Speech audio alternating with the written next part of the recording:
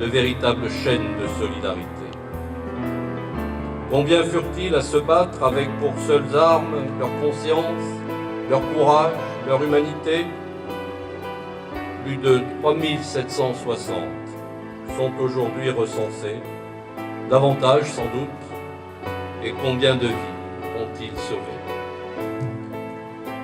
Dans l'adversité, ils ont été prêts à donner leur existence pour préserver celle de nôtres qu'ils ne connaissaient pas, mais qui aurait pu être un parent, un voisin, tant il leur ressemblait, tant il était eux. À force d'abnégation et de foi en l'humanité, ces justes parvinrent à sauver des milliers de personnes, dont 80% des enfants dont ils eurent la charge. Tout comme les résistants ont su garder vivante la flamme du pays de la liberté, les justes de France, par leur courage, ont rendu l'honneur au pays des droits de l'homme. Ces engagements courageux et entiers doivent élever nos consciences à la compréhension de ce que la haine de l'autre est capable d'engendrer. Aucun silence ne doit taire une telle tragédie. Car se taire, c'est accepter.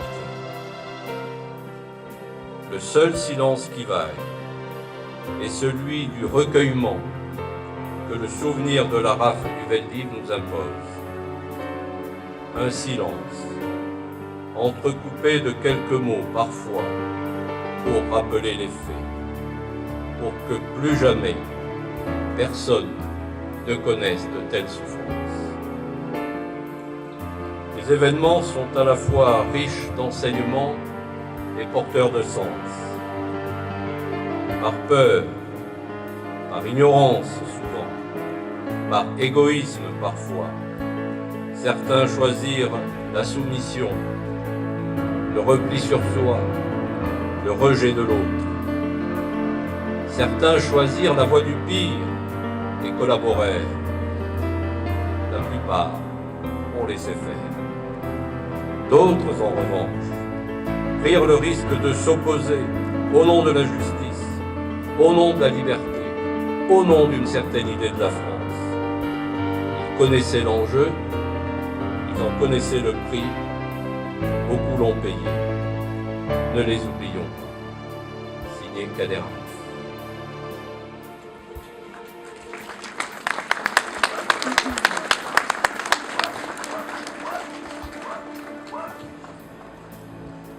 Les autorités vont procéder au dépôt de gerbe. Commençons. Garde à vous.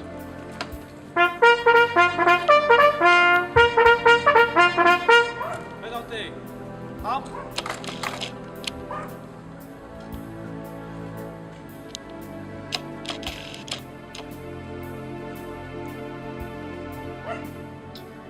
Gerbe de Monsieur le maire.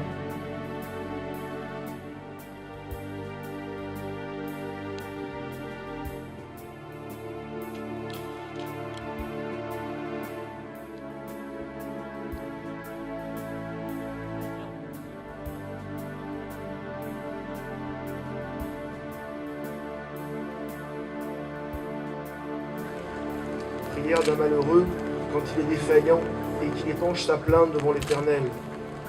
Éternel, entends ma prière et que mon cri parvienne jusqu'à toi. Ne me cache pas ta face au jour de ma détresse, tends vers moi ton oreille. Le jour où j'invoque, hâte-toi de me répondre. C'est que mes jours se consument en fumée et mes os brûlent comme un brasier. Mon cœur est fauché comme l'herbe et desséché. J'en oublie de manger mon pain. Au bruit de mes sanglots, mes os sont collés à ma chair. Je suis semblable au pélican du désert. Je suis tel un hibou des ruines. Je veille et je gémis. Comme le passereau solitaire sur un toit, tous les jours, mes ennemis m'insultent, mes flatteurs m'exècrent. C'est de la cendre que je mange comme pain. À ma boisson, je mêle mes larmes. Par suite de ta colère et de ton courroux, car tu m'as soulevé et rejeté. Mes jours sont comme l'ombre qui décline, et moi, comme l'herbe, je me dessèche.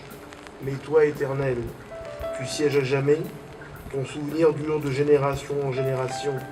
Toi, tu te lèveras, tu auras compassion de Sion, car le temps de lui faire grâce, le terme est arrivé. Tes serviteurs affectionnent ses pierres, ils ont compassion de sa poussière. Alors les nations craindront l'Éternel, et tous les rois de la terre ta gloire. Quand l'Éternel rebâtira Sion, quand il apparaîtra dans toute sa gloire, il se tournera vers la prière des dépouillés, il ne méprisera plus leur appel. Que cela soit écrit pour la génération future, et que le peuple régénéré célèbre Dieu.